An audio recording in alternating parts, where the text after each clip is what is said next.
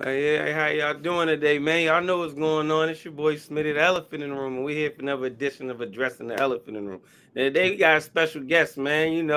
Mr. Bernard Hackett. If any of y'all don't know, it's the father and coach slash trainer of one of the young up and coming prospects, one of the biggest names of boxing in the DMV, Jalil Hackett, man. What's going on, Mr. Bernard?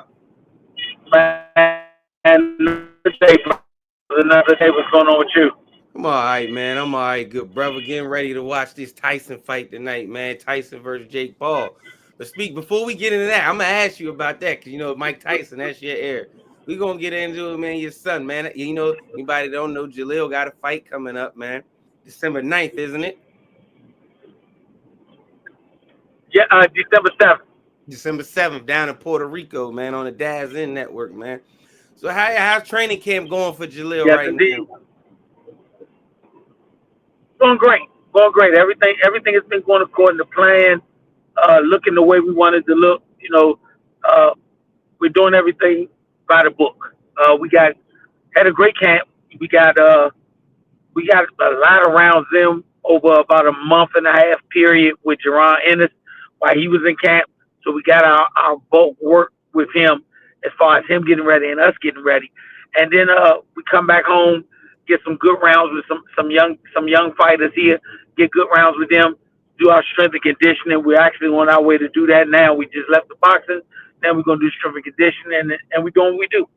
Okay, that's good, man. So I don't want you to get too deep because I know you can't give out the secrets, man. Y'all just gotta watch December 7th to see that young bull go to work. That's one of my favorite. I told your man, Coach Kenny, when him and Mia sat down. That it's crazy you said Boots because I said my two favorite fighters at 147 is Jalil and Boots. But how Yeah, y'all? What's your Good's a great guy. That's my guy. yeah, like, going into this fight, man? What's y'all mindset going in? Of course, is we want to come home with that W. But what's like y'all mindset? How y'all attacking this fighter? Because every fight is different. Styles make fights. Every fighter has a different style. But what's y'all mindset going into this fight? Same as we always have. The objective is to win. The objective is to look as good as possible, but never getting your eye on that you must secure the win.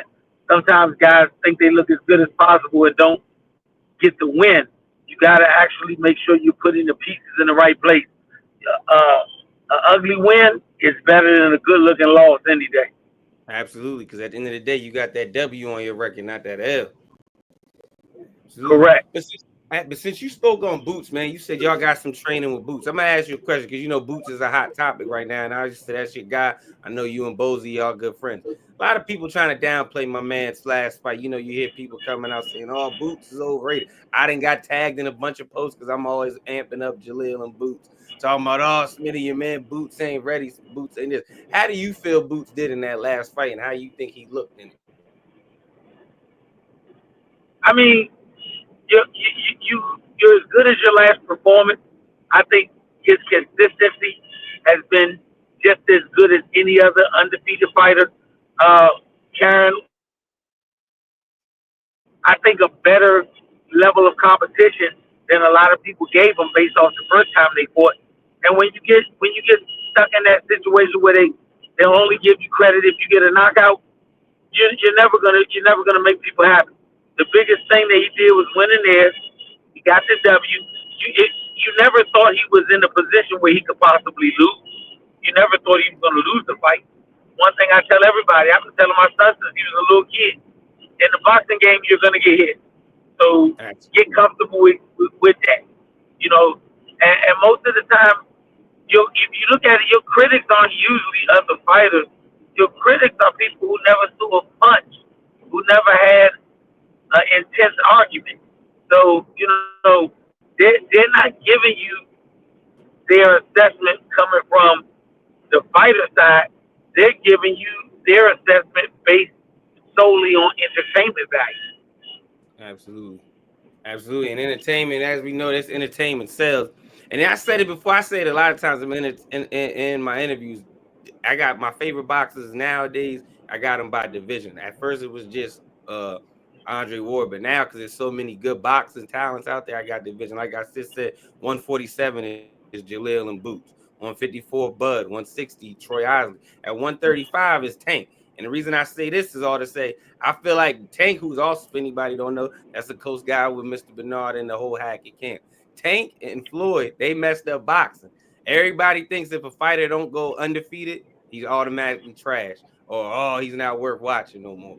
Or if a fighter don't get a knockout like Tank does all the time, or 95% of the time, that oh man, it's boring and he's overrated. He wasn't worth fighting. We knew he was this, wasn't that. He not ready for this big fight because he didn't get a knockout. And I think that's what Boots didn't get a lot of credit, because a lot of, like you just said, the casual fans that didn't know until they was probably watching that fight and heard the announcers repeatedly say it in the post commentary, that Boots fought Karen before.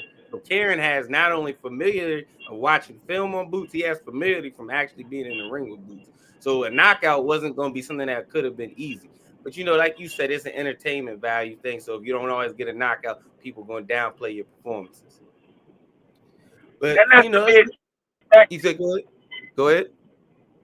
I mean, that's to be expected that people will try to down. It doesn't matter who it is; they're going to try to downplay your performance because they have to fit the narrative of the guy that they like. And that's not. I mean, it's not an issue. At the end of the day, if I won, I'm cool. You got your opinion, I got mine. The only thing we can put on fact is I have an undefeated record. Absolutely. I ain't lost. The man ain't beat me. When you watch the fight, you might say, oh, I took some hits. Like Jalil, when he fight on the 7th, you can say, oh, your man Smitty, he took a lot of hits. Did he come away with that win? When you watch that fight, did it look like it was a dominating, convincing win? Was it That's all that matters. Absolutely. And that's all that matters. I'm going to say, you when you tell me, yeah, he did, but I'm going to stop you and say, but he won. So there's nothing else to discuss about whether the hit to Jalil or Boots might have took. You're going to say, but he won, though. So yeah, that's all that matters. But yeah, man. So speaking on that, you know, let's get back to Jalil a little bit. And you, as you says, you know, you see a lot of father-coach duos like Boots. He got Bozy, Calvin, and Tank. If anybody know, Calvin's like a father figure to Tank. You a father? You ain't a father figure to Jalil. You are his father. How does that like work? Because a lot of people are commenting on Bozy's training. Like he just kept saying, "Oh, get him out of there, get him out of there." He wasn't really giving him no. You jabbing him. And what I come back to people was, you don't know what the relationship that man and his son have. When he might be saying, get him out of there, that might just be for the camera because he doesn't want what stuff he taught his son to do be all on TV. So the next person say, oh, this is how Bozy does this. Him and his son have that own relationship. How do you say you were training like when you and Jalil, when you coaching him, you in the corner, or when you in training camp like y'all is now, or even when it's not training camp, is y'all waiting for a fight, but y'all still working? How does that father-son dynamic go together? And how do you think that positively impacts you, and how you think sometimes that can negatively impact the fighter? I'm gonna say this: if the father is in the right frame of mind, you can never negatively impact your child. If the father's in the right frame of mind, you can give constructive criticism that others may think is harder than what it needs to be. But once again, at the end of the day, most people like your product, but they don't like the process that you had to do to build it. Absolutely. You know, if you have children, you can look at your son or your daughter a certain way, and you ain't have to say a word. They knew exactly what you meant. If you don't have children and you had, you know, the old school mama, old school daddy, they could look at you and you knew good, bad, or indifferent what they were talking about. So it's the same with boxing. When you and your son are together, y'all your whole life. 10 hours of the day. You didn't spend 24 hours, 7 days a week. You didn't spend the formative years with the boxing years. Situations like that, my son, the formative years that y'all learned who each other are, that goes everywhere you go. Whether you boxing, whether you in the mall, you be like, man, I'm gonna pick this up for my pops. I know he like this. Somebody else would be like, man, that's awful. But your father said, boy, you know I like it. Because I know you intimate. It's not just professional. So he could tell him something like, hey, it's time to get him out of there. You think, Me and Jalil be in the gym. He be sparring. And I say, Jalil, pick it up, man. Time to get this. Hey, wrap this up. He knows the intensity level and what we work on as a He knows specific y'all skill lingo. set. Now turn it up to the top level. Right. So, like I said, nobody has ever lost the game on Sunday if they get to watch it on Monday. Mm. Mm. Yeah, everybody undefeated on Monday. They know what I should have did. But the guys that got to do it on Sunday afternoon, so you can have something to talk about on Monday, those are the guys that the record matters to me. Right. Absolutely. The guys that's actually out there on the field, or in y'all case, in the ring, that's what it matters. And that is true. That's a true statement, man. Y'all, Jalil knows your lingo. When you go up to him and say, Jalil, you know what we worked on. It's time to get him out of there. Y'all know what y'all did for the last 8 weeks. Y'all know what film y'all watched. Y'all know what moves y'all worked on. Y'all know what temperature, what round it. All right, it's the fifth round. It's the round we've been training for a whole training camp. That you know it's time to take it up a notch, because this is when you have been wearing them down first 4.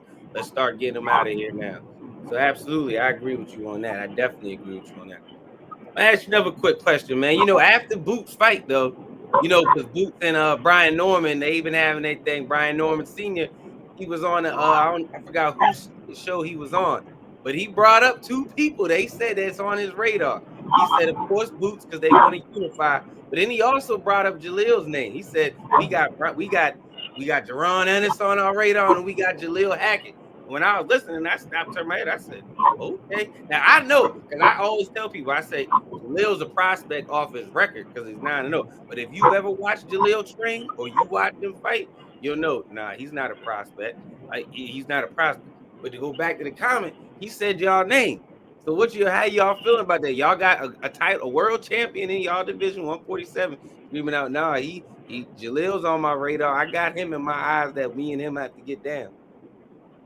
Oh, it's going to happen. I definitely want to lock horns with Brian. It's not a secret. I talked to his pops. I think in boxing we got to understand these ain't gangs. These are businesses. Each one of these guys file their taxes as an independent contractor. So they're going to do what's best for their business. I'm going to do what's best for our business. I would love that fight. I would love for us to get out. If we can handle our business in December, and whenever he's scheduled to fight, he can handle his business. I know the bigger situation because of the unification would be him and Boots. If they can get it done, albeit I would love to see a unification fight between them 2. But if for some reason it can't, we definitely are available. How Dion said, I ain't hard to find. Ain't that how Dion said when he once again, I ain't hard to find? Yeah. I respect the fact that they, say, hey, we looking for you. So when that time comes. Yeah, because when he said your name, I got happy for Jalil, because I like Jalil. I like y'all whole program. So when he said Jalil, I said, okay, Jalil, he's coming up the world champion screaming it. Because I was expecting him to say Boots and probably Barrios or something, or say after Boots, move up to 154 and go after a Virgil. But when he said no, we look at his pop said Jaron, Boots Ennis, and then Jalil Hackett. I said, okay, it's time then. That means even the world champs know. Nah, that little record just because whatever was going on with the previous promotion team in the fights. We know what Jalil really is, so we want him right there. But like I said, we've been in the ring with Brian. Brian and his dad have talked about it. We've talked about it. We had great sparring. At the end of the day, sparring is sparring. I tell people all the time, the minute Brian Norman got that belt, he became one of the top 4 welterweights in the world. It don't matter. We could have sparred and we knocked him out 10 times out of 10. But when he got that belt, he became one of the top 4. Mm-hmm. It's our job to take him out of that spot if we get that opportunity. I think we would. I honestly think Brian would fight us if they couldn't get a unification with Boots for whatever reason they couldn't get it, or Boots. But Boots a big dude. He's done his thing at welterweight. If he moves up, either way, we are definitely open to get that fight. say we do our business in December. Brian does his business when he's scheduled to fight in the early part of the next year. At that point, I tell you this: we do our business in December, like we plan to do. If Brian Norman is fighting, we gonna be front row at the fight. As soon as he win, we say, "Hey, champ, we ain't got no reason not to be in each other's crosshairs." Yeah. Yeah. Hey, then every fighter. I love it. I got a saying I've been pushing out right now on everything. Let's make boxing great again. Hey, I love it. Hey, I love it. I think the young fighters that are fighting now, and not young as far as less fights, but just still young in their careers, under 27, around 28. Those guys don't trip off undefeated, bruh. They trip off beating people. They trip off being in the ring with guys. So when the post Mayweather era ends, because Floyd had a great era and he did present something that a lot of fighters, everybody can't be undefeated. When we go back to that era before then, when we had the 4 kings and all 4 of those guys beat each other at some point in time, that's when we get to the point where we're going to have great fights again. That's when it's going to be great. So, like I said, Brian Norman give us that opportunity. We open, ready, and willing to take it. I'm sure it's going to be a young fighter that's in the gym right now that's probably 14, 15, 16. He's going to get to the point where he's a pro, and he'll be screaming out my son's name, Brian Norman name. Hey, let's get it in. Let's get it in. Absolutely. You know, that's y'all that don't know that to watch this, Jalil only 21 and Brian Norman, what, he 22, 23? I think he's 23 right now, maybe 24, somewhere in there. They both young. Both young. It'll be the same as when Ray Leonard and Tommy Hearns fought. They was like 23 and 25 or something like that. And it didn't hurt either one of their careers, not one bit. Nope. People don't even think of that loss. They just talk about how great both of them are. And it was a great fight. Just think, Ray Leonard won in the 14th round, but if it was a 12-round fight, Tommy Hearns would have won. So you want to be part of a great night because you can get more great nights. Absolutely. And Absolutely. People remember a great fight over a loss because they'll be like, "Nah, I need to see that again," because he might have been able to win that. Absolutely. The greatest fight in middleweight history was Marvin Hagler versus Tommy Hearns, and it only went for.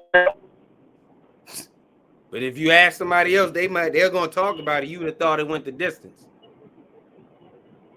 Yep. Like I said, I give kudos to Brian Norman and his dad for getting on interviews and saying something like, "Hey, we got boots in our eyes. If we can't get boots, we'll let her fight Jalil." All 3 of those were great fights.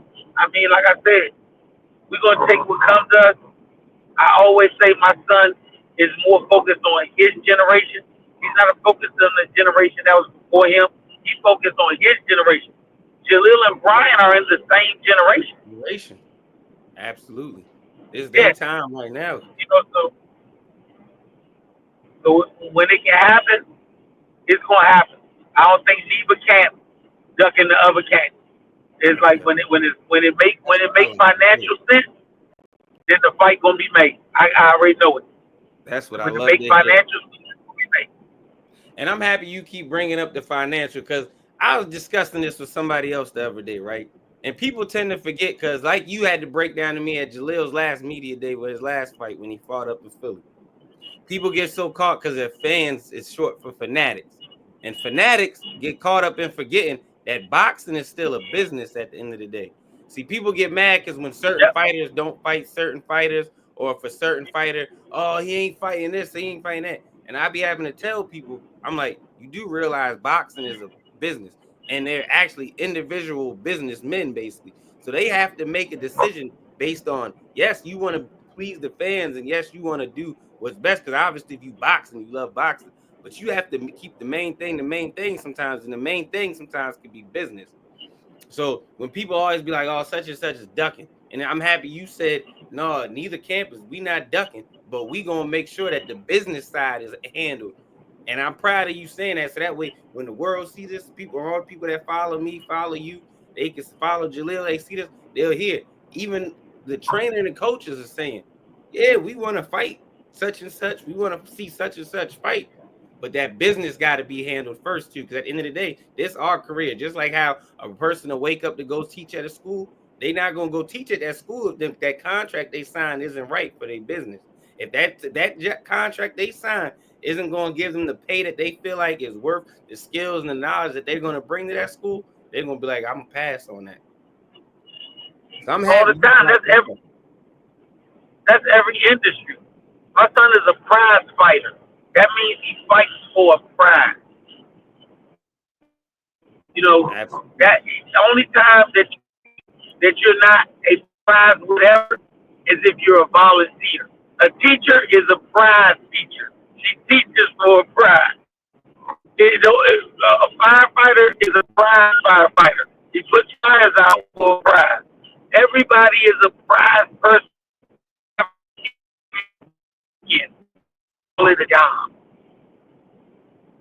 Got you. Yeah, because like it's like for instance, right? You know, a matter of fact, I'm gonna ask you this before we even keep talking on the product. You know, last week, and I obviously know you watched Boots fight. Did you check out Friday fights from when Troy Isley fought, the Davis brothers fought? Yeah. You know, Troy, my guy. I've been knowing Troy for a long time. Troy is a great young man. You know, he don't bring no BS to the ring. He don't bring no BS to life. He keep everything straight. So you know, Troy, my guy, great guy. I was happy to see the way his career is going. Absolutely. And then also the Davis brothers fought, right? And you know, after the fight, after Keyshawn's fight, he called out Tank, right? And a lot of people, because they know how much I say Tank is my favorite 135 pounder, they all DMing me, tagging me like, yeah, your man gonna duck this and that. And I'm telling them, I'm like, bro, it's not ducking. It's got to make sure the business aspect is right of it. I'm pretty sure if the business side of that fight is worthy of it, I'm pretty sure we'll see Tank Davis and Keyshawn. If not next year, sometime in the future, because people forget Tank just turned 30. So he's still got a few good years left in his boxing career. So I'm pretty sure we could get to see that. So I'm happy, but I'm actually go ahead. I think if a young fighter wants to call out a fighter and try to put himself in a position to get a payday, that's all he can do it. If an older fighter who's getting mega checks is saying that doesn't interest me, he has the right to say that doesn't interest me, and it doesn't change anything because it's financial pocket. If you get to the point where you can command $25 million and they offer you a fight that doesn't get you to $25 million, you have the right to say no. That's just like somebody offer you a job that is making less money than the current job you at. You have the right to say no. I'm good. That's your right. I don't blame. Man, at the end of the process, these are all fighters. Some of us know each other as friends. Some of us have never been friends. But at the end of the day, they're fighters. You may have to fight somebody that you have a great relationship with. I mean, that could be very real. Then again, you might only fight guys that you don't have a like for, but that doesn't change the fact that you got to fight. So it don't matter. It don't matter what fans want to say somebody's ducking. Ain't nobody ducking at the top of the game. If they ducking a bad check. They not ducking a good check. They're ducking a bad check. Hey, I like that. That's real shit. People think someone ducking. No, you might be ducking. Well, my last 2 fights, I might have made a certain amount. So I'm saying, or my last 5 fights, I made a certain amount. This is my 6th fight and my last fight of my contract before I re-up. I want to make sure I make that same amount or more. So if someone's offering me 10 million less than what I just made on my last 5 fights, yeah, I'm not taking it. I'm not considering it. I'm not considering it. Right. And this ain't never done. Flames in the PR can say all y'all want. But at the end of the day, just like when you go, like you just said, when you go out to go get a job, you're a prize worker. I'm a prize fighter. I know my worth and what I've been fighting for. I'm not gonna take less than it. Nah, not me. Not me. I ain't gonna do it. Don't make sense. It don't make financial sense. I don't know why people want to look at. They want to look at your regular 9 to 5 job as being something different than a prize fighter, a football player, a basketball player. They jobs, champ. I work for the most amount of money I can make. I'm not loyal to a job. I'm loyal to my family. So if somebody offers me 20 million, but you only offer me 6, why would I turn down the other $14 million? You got to give me a logical reason for that. You can't nobody with any logical sense give you a logical reason for that. It's absolutely. And when you look at Tank, Tank is the payday. Tank is the cash cow right now. Anybody will fight Tank because you're probably gonna make more money on average fighting Tank one time than the average fighter is gonna make in his entire career. Absolutely. So why you wouldn't want to fight? The outcome ain't gonna change the reality. If you win the fight, you rich. If you lose the fight, you rich. So that's not gonna change one bit. It's world champions out here that's not making life changing money. They wish they could fight Tank. Yeah. See, and that's the thing about it. And since we talking about Tank and people to take turn, what you think about the amount of disrespect Lamont Roach is getting right now, and Tank because he's fighting Lamont Roach?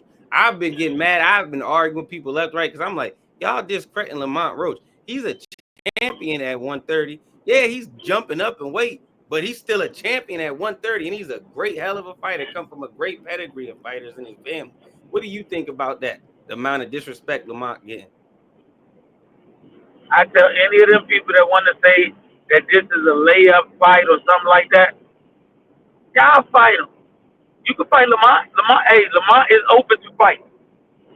Whether you friends with him, not friends with him, Slim ain't never been the type to say I'm gonna lay down. So you gonna have to beat him. You can't find nowhere in his career where he was dogging. The boy gonna fight, and he's a world champion. He had to get in the ring and win his world title. He had to win it. So because he's a world champion, Tank chose him to be the next. I'm gonna tell you what it is. A lot of the people who talk about Lamont Roach in a bad light, it's because their guy didn't get picked. That's what it's because their guy didn't get picked. If their guy would have got picked, oh man, that's a great fight. But if your guy, it's the same thing as asking somebody's mother to vote for Miss America. Her daughter could be a realistic 4th-place person, but she gonna vote her first. So I don't pay no attention to that. Same thing I told you when Jalil was getting ready for the fight with Pete. It was dudes in my hometown that was saying, man, Shawty gonna get stopped. He ain't ready for that level of fight. I didn't get upset with him. I'm just saying, stand by your energy. That's all I say. Stand by your energy. Don't tell everybody else one thing, but then when you see me or when you see us, man, Shawty gonna do this and that. Just stand by your energy. I've never been the type of man to get mad at another man's opinion. I just say you just stand on it. I just say you stand on it. If you do that, we good. We can laugh and joke the next day. I talked to Greg Hackett. He's in Philly. Good dude. That's my man. Greg felt that it was a little premature for Shawty. And he said it. He stood by it. After the fight, he said, Slim, y'all did y'all thing. I have to commend them for it. That's all I'm asking. Stand by what you said. And if we do what we said you weren't going to do, just come up and say, hey, Slim, take my hat off to you. There's no ill will about it. I do the same if I think somebody's not going to do something. Everybody know I was a mean Earl fan. I respect Bud like a motherfucker. But Bud beat Earl. No excuses down. And I tip my hat to that man. I tip my hat to him. But a lot of times we get people who they only can see something one way. Like I said, if you go back to the long version of fan, it's a fanatic. They believe what they want to believe. I tell people all the time, Jesus could come down and tell somebody, "I'm Jesus," and they say, "I know you, Jesus." Hey, you doing the wrong type of worship. You gotta do it this way. They'll look at Jesus and say, nah, Jesus, you don't know. You don't know. I'm doing it right, baby. I'm doing it right. Let me show you. And if they gonna say that to Jesus, what I get mad for? I don't get mad. I love it. Love it. Love it. Yeah. What Wayne say? They hating on the season. So if y'all for hating me for no reason. He brought the old school Wayne back. Hello, Mr. Yeah. Carter. Yeah. That's what Wayne told us. They hate on the season. Yeah, no, I need to get your opinion on it because I feel like I just said, Lamont's a champ at 130. He's a great fighter, hell of a fighter. Like you said, the fanatics, they got in their head who they want to see Tank fight, and the only people they care about seeing Tank fight. So to them is, if he's not fighting Shakur, he's ducking. Or if he's not fighting Devin, it's a cherry pick. It's not him and Tio. Oh, okay. Or he's not at him at 140. I don't care. But so when you say that, to me, you just discrediting that. Now, let's say this, right? In the fight, when it happens, if it doesn't happen December, they're talking about January, March. Whenever it happens, it's going to happen. Let's say Lamont fight him so good, he go to the 12th round with him. Then you know what people going to say? Actually, I think Jalil said it in one of his interviews. I seen a short on YouTube.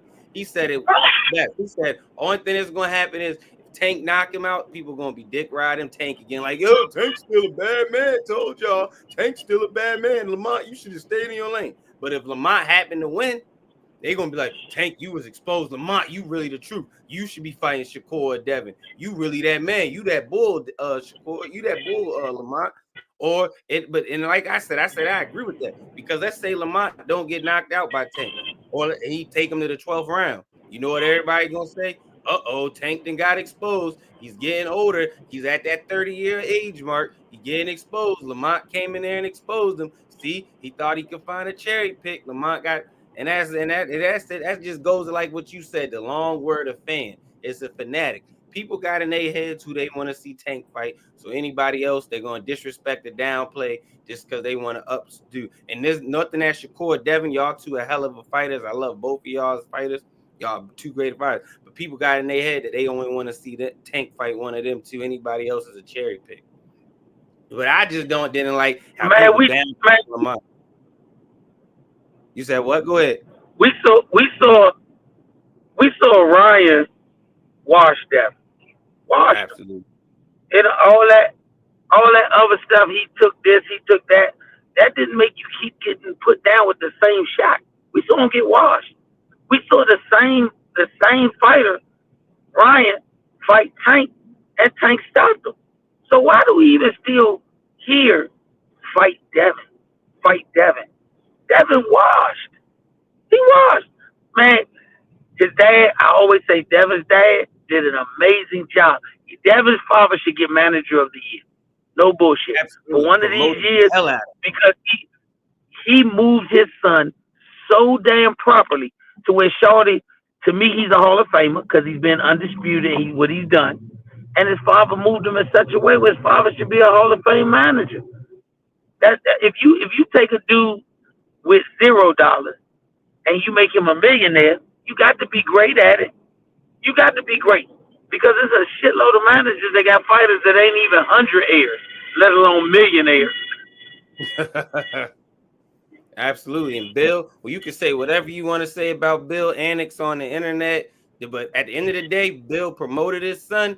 He got his son to a certain level of celebrity, superstardom, however you want to describe with his status in boxing, to the point where his son is never going to want for nothing in life. And he was able to be at a certain point a top topic in boxing. Absolutely. So you damn sure right about that, about what Bill did. Yeah, so I can't say that. But you're gonna have people who still want to see Tank fight Devin. Before I want to see Tank fight Devin, I would want Devin to have to go back and fight Ryan. Absolutely. You got to get past Ryan. I'm happy you said it. I want you to say that again, Mr. Bernard. Say that clear, so that way I can, when my homeboy, he can see this interview, he can understand from a boxing coach, trainer and Pops say up here, because I said the same thing. I said before I see Devin fight anybody, I just as a man of that personal diehard boxing fanatic, I just want to see him fight Ryan just for the simple fact, win, lose, or draw. If you say you want to do that Olympic style drug testing, all right, all by all means do that on him. But I just think, like you said, he should fight him again. So can you please say that again and clarify that for the world from your opinion? Yeah, Ryan can fight. Devin can fight anybody that he wants to fight. That's his choice. But before you start mentioning him in a conversation of fighting Tank, he got to go clean that up with Ryan. He got to clean that up. If he can't clean that up with Ryan and Tank stop Ryan, why are we even mentioning that? Because if that's the case, Ryan got a hell of an argument. If y'all want to see him and I watched him, why you don't want to see me go back? Absolutely. Why can't I get my lick back? I feel as a man, I lost. I want to get my lick back or at least try. Absolutely. Damn right. Yeah. Now Devin got options. I think Devin got options. Devin could go up and wait and campaign at a whole nother weight and put that as a chapter in his book and move on. It doesn't change to me the fact that he's a Hall of Famer, just based on what he's done, based on how he's won as far as the belts that he's won.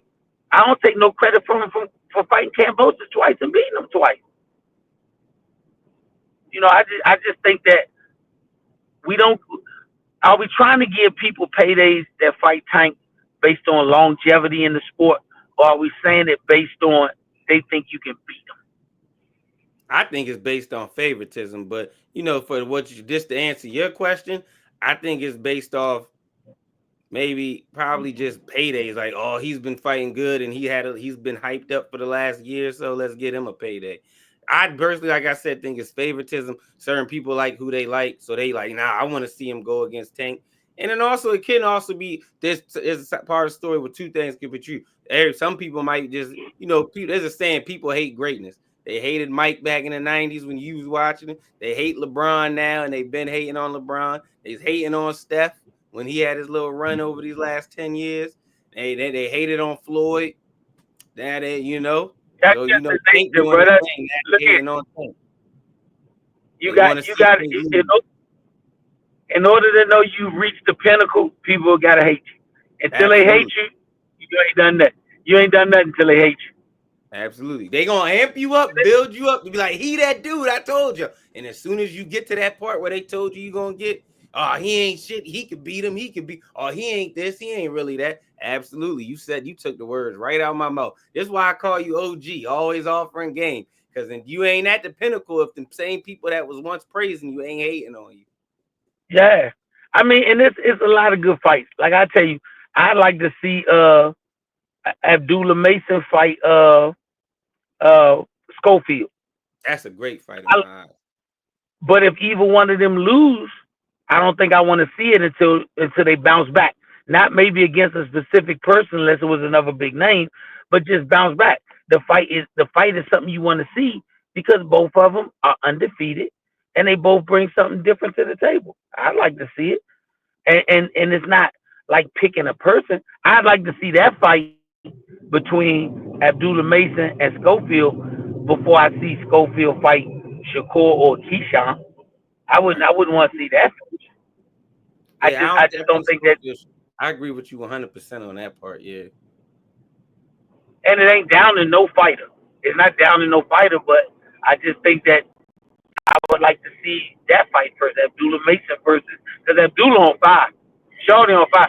Hey, do you know I praise his last fight more than any of his other fights because he showed me he can get up off the canvas. He got put down. I said it when I was watching. Absolutely. I said when I was watching, I said he got the hard part of boxing out the way. He touched the canvas and got right back up and kept fighting. The hard part and that little thought that be and boxers can say it's not, but as a coach and being a longevity boxing fan, that's always in the back of a person's head. What happens if I touch that canvas? Now that's already out his back of his mind. He didn't already touch that canvas. That he ain't got to worry about that part no more. Now he knows what he needs to work on so it don't happen again though. And he didn't just get up and get a win. He got up and stopped the guy. Stopped him. And not only did he get up and stop the guy, he got up and knocked him to the canvas right afterwards. Yeah. So I mean, like I said, when we get the generation guys being concerned about beating their generation and not concerned about jumping up fast and just getting a quick check, then I think boxing gonna be fine. I think Absolutely. we got a lot of good fights coming up in Absolutely. the That's future. why I said, I think me and Jalil, when we did our interview, we talked about it. I said, it's so many great young fighters under the age of 28, not even just under Yeah. 30, but under 28, like you said, that I don't understand why we don't have at least one big fight every other month during the year. Because there's But so once many again, great. it gotta make sense and it No, it gotta do. make I understand the financial. business side. You know, I agree with you on the Sometimes, business side. It got to make yeah, sense. But and I'm just sometimes saying, as it in don't general, make like we sense. should always, if they can get the business side out the way every other month, we should be able to have okay, we got a good fight. It might not be like we got 5 great fights on a card, but we got out of a 5-fight, 6-fight card, 2, 3 of them fights that's some good work right there. But let me ask you this: Go ahead, the, shoot. in a lot of ways, I think the fans control that. Because Why if you you say put that? because if you put Abdullah Mason and Schofield in the ring together right now, and say you a promoter, I'm using the fans as a promoter. How much money you gonna pay each one of them for that fight? But the way the boxing world and the fans is Nah, so nah, nah, nah. How much no, money are you gonna pay both of them, each one of them? How much you gonna pay them for the fight? And we're gonna base this on a ten round fight. 10 rounder. Obviously, right now to the world, Abdullah would probably be the A side. So he probably get right now, up to this day that we talking, probably 2.5. Get out of here. You done lost your mind. They ain't gonna get That's nowhere near a million. They ain't even gonna be in the realm of a million. damn. I'm giving him too much credit then. Nah, it's not credit. You're over. You telling me, and you telling as a fan. Okay, so if you giving both of them in that $2 or $3 million range, they the main event. How many tickets? What arena you gonna put it in? Neither one of them big enough right now, honestly, to put it in Vegas or Madison Square. It pop DC. We DMV and Philly's big boxing hub, so they probably couldn't be the main event at either one of them spots either. I'm asking you if you That's what gotta I'm put trying it to in. think. That's what I'm trying to think. That's what I'm trying to think. You might Do be you do on to you think something right now. do you think that fight can sell 20,000 tickets? No, and it's not Okay, no so knock that on means it, either one of them. It's just not so right so now at that their point in their career. No, so that means the fans are the ones that's dictating that fight not happening right now. Because the promoter gonna put anything together that he can get paid off of. So the absolutely. fans are dictating that. So them dudes gonna grow their fan base. It's gonna get bigger. I always say Manny Pacquiao and Floyd Mayweather fought, and they made a submarine full of money. But if Mm-hmm. that fight would have happened 6 years earlier, they wouldn't have made that type of money. You got to look at the business all the time, and not just look at, man, that would be a great fight to see. Nah, it got to be a great fight for people to pay for. Absolutely. So, It's but yeah, very they rare. both got similar records. They both about the same age. Abdullah 20, I think. What Schofield 21, 22. So they both got similar records. So I say, yeah, maybe we would give them about another. If they keep fighting the amount of fights they fighting right now, about another 3 years, yeah, that fight about 2027, 2000 end of 26. That fight may get them the payday they looking for, and they, like you said, they won't have to chase down a Tank to get a payday or a Shakur to get a payday. I'm gonna say this: the only way I think it can happen earlier is if one of them capture a world title, and then they got something on the line. But if it's just a fight to be had, I wouldn't be looking for that fight. If I was Nah. even one of they deck, for what? What am I gaining out of it? Don't we get on coaches for being hard up and only thinking about the money? So why would we want them to just think about the money? Yeah, it Sometimes wouldn't you make gotta no sense. sometimes you It's gotta not a, mature. it's not an it's not an eye attractor. You right. It's not an eye attractor right now. That's not. Nah. To a person like me and you, that would be a lovely fight to have. But to a eye attractor to sell it to the rest of the world, yeah, nah. Yeah, I mean, if you putting on a card, where would you put that fight at right now? Is it the main event, No, co-main event, the no. first fight you see on TV? Once again, you got to think about that. These Mm-hmm. promotion companies got big name guys under their roster. Yep, You they got, got you the got, Boots, you the Buzz, the Canelos, the Tanks. Yep, the Shakors. got, Yep, you're right. you You know, got to that's look why at I'm the happy business. you said all this, because everything you said, I try to get to some people and they tell me, oh, like I ain't gonna lie to you. Since the Keyshawn call out with Tank, and I've been trying to break down every word you said, I've been called the Tank spokesperson. I've been like, hey man, Coach Kenny and Calvin got you for Tank's PR team, man. How much you getting paid? I've been called everything for it. And I'm like, no, I'm trying to break down this business side to y'all right now. Right now, business-wise, it might not make sense. I'm pretty sure if who's Keyshawn with top rank, if Bob Erm and him went to Leonard and Tank and said, this is what we're gonna give you, and that number matches what Tank's been getting, I'm pretty sure that First of, fight will probably happen next summer. first of all, you can't go to Tank and tell him what you gonna give him. Absolutely. Yeah, you're right. That's the face. You can't go to him Yeah, and him or Canelo and do that. yeah. Slim might. What if in a fictitious world you could do that? And how much money do you think they go in the Tank and say they're gonna give him? Shit, if Just we give me going your off what the rumors say about Bob Erm, shit, they ain't going with nothing. No Okay, so disrespect, so but I gotta go off the reports. so if you gonna go with that, if you're saying you're going with that, and we got a guy that's already making 20+ million a fight, is that fight ever gonna happen? Nah, because Because you gotta Keyshawn ain't remember, planning on it.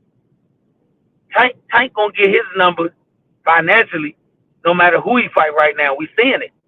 No matter who he fight, Slim's selling out everywhere like he on a Rolling Stones tour, and Keyshawn not doing that.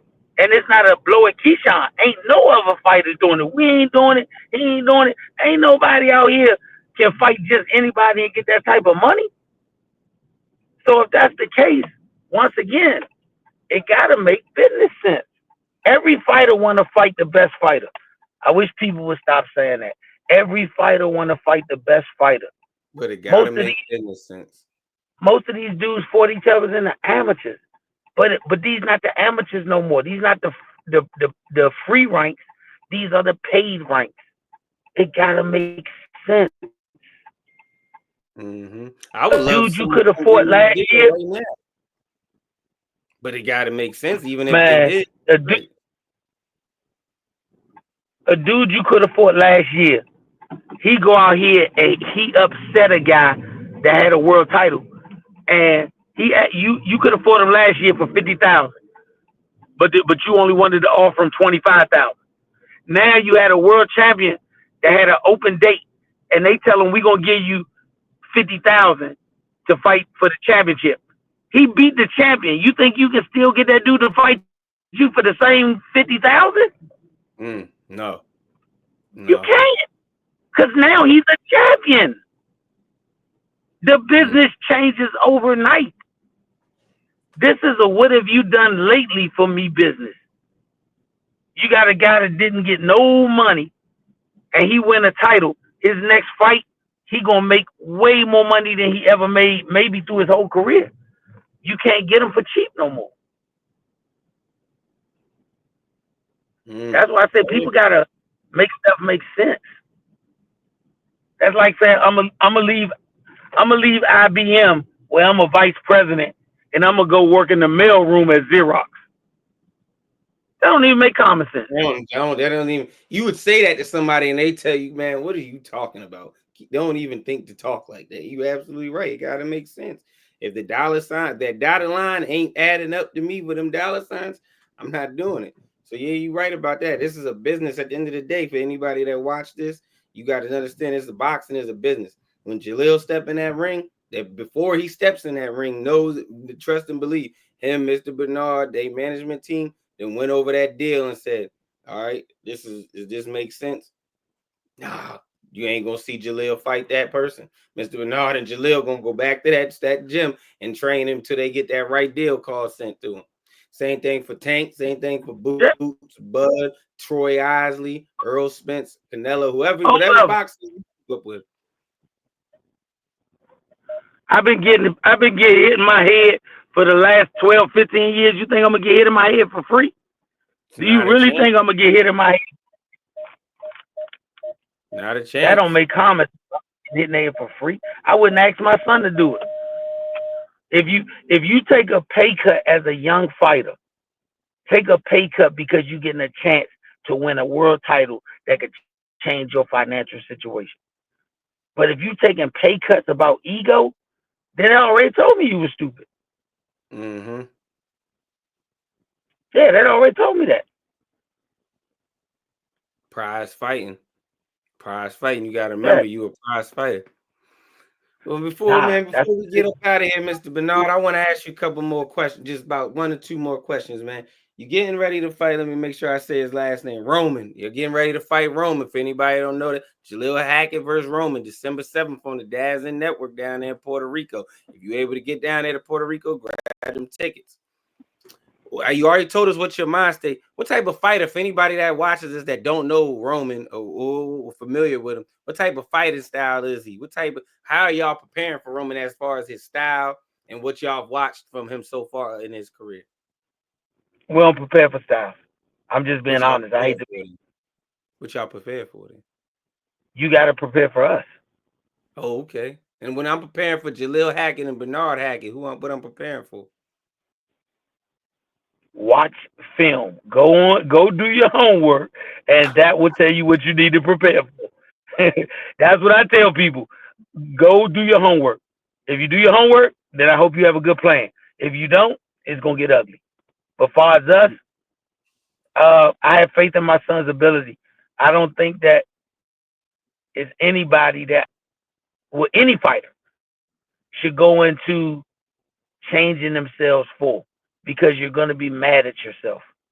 You're gonna say, if this is what got me to the level that I'm at, why would I change that for what they? You a big fight is only a big fight in a person's head. Mm, The greats, they said every fight was a big fight, so they looked right. at every fight the same. That's how I look at them. Every fight the same. No fight has more weight than another one. It's just a bigger check and maybe more on the line as far as a belt. But other than that, you got two men that put their pants on the same way. You got two men that put their gloves on the same way. You got two men that had the same amount of time to prepare for a fight. So I'm preparing that. I'm preparing that my opponent is going to be the best he's ever been. So I'm trying to be the best I've ever been as a coach, and Jalil's trying to be the best he's ever been as a fighter. Got you. Got you. One more question we get out of here. How you liking that matchroom money, man? How y'all liking being with old Eddie Hearns, man? How you feel that matchroom? For anybody that don't know, if y'all seen the vlog I did from Jalil's last media day, there's no longer with Money Team. They with Matchroom and Eddie Hearns. How y'all enjoying being with old Eddie and them, man? I think Jalil said it best for himself, and he posted it several times. Earn with Hearn. Earn with He's Hearns. That's happy. all it He is. happy. Shorty Yeah. happy. They putting him in the right situations to make the moves. I gotta high five them when they signed us. They know what we wanted, and they put us in a fight with an opportunity to win a title. And that's all a promoter owe you, is an opportunity if he signed you. They gave us Pete Dobson. Pete Dobson had just came off a 12-round decision loss to Conor Benn, who is the number one rated guy by the IBF right now. And we did what we had to do. Shout out to Pete Dobson, because Pete Dobson made us go 10. He made my son find out I can go 10 rounds, and I'm not gonna look like I'm dead doing it. So, hey, we ready for whatever comes. Only thing I say is, any of the young fighters that they want to talk about, me and you talked about it, Smitty. If you got these prospects of the year, you got these top prospect guys, they all got these fights. Some of them got 12, 15 fights, and they welterweights. Fight Pete Dobson. Fight Pete. If you got to get your guy to a 10-round fight, why they ain't calling Pete out? But they keep talking about they the best this and that. Fight Pete. Pete got 2 losses to Jalil Hackett, And one of them's from who's who? ranked Who? Connor Ben, and the other one 12, is I think. Jalil Hackett. Huh? I think Jalil's ranked number 12 now. Yeah. And once again, Gotcha. these dudes that I ain't mad. One guy I didn't get mad at when I asked him, how you got a top 10 prospect list and you don't have Jalil on the list? Me and him had a You private being top conversation. 5. How He you got a said, bro, top y'all 5? was, You being humble. You being humble. How you got a top 5 and Jalil ain't in it? yeah, he told his answer made the most sense to me. He said when y'all was with Mayweather, y'all started out hot. Then y'all kind of had a rest period where y'all was inactive. And then y'all jumped on the scene and won the WBC youth title. And before we could kind of put up a new list, y'all was fighting for a continental title and you ranked in the world. Y'all went from just starting your career, you jumped over best prospect and went straight to contender. And I said, how you figure that? He said, everybody in the top 15 can get a title shot. That means you're a contender. You're no longer a prospect. Brian Norman. How Keyshawn So, said, knock, knock. Connor yeah. Ben, So knock, knock. when he said that to me, I had to reevaluate that. So if we at the point where by the rules of the game, we're no longer a prospect, but we're considered a contender because we ranking wise we can get a call for a title shot, then cool. Then cool. You know, we gonna do what we do. You're going to train how you train. I like it, man. You know, man, it was a pleasure kicking it with my OG, Bernard Hopkins, always offering game. Bernard, I said Bernard Hopkins, man. Bernard Hackett. I got to get that right, man. But I love rapping with Mr. Bernard because one thing, I remember the first time I met you when I interviewed Jalil, man. And I always tell this story. Mr. Bernard sat there and told me every time, he said, one thing about it, Smitty, you're going to learn from this day forward now that we know each other. You're never going to leave me without having learned something from me. I said, why is that? He said, because I'm older than you. And if you can't learn nothing from me and I'm older than you, then you was around me for no reason. So I'm gonna always say, bring Correct. that up. Correct. Man, and also I need you to do one thing before we get up out of here, man. You tell Jalil I said the Eagles still ain't gonna get no Super Bowl. Man, I don't feel like getting this boy started. He's asleep. I'm about to get him out the car so we can do our next workout. I'm not getting into that with y'all. But all right, man, for all y'all, thank y'all. If y'all tune in this interview, it's dropping, man. Y'all see my IG. You see Mr. Bernard Hackett. That's his Instagram. Y'all follow both of us on there, man. This was a lovely interview. We out, brother.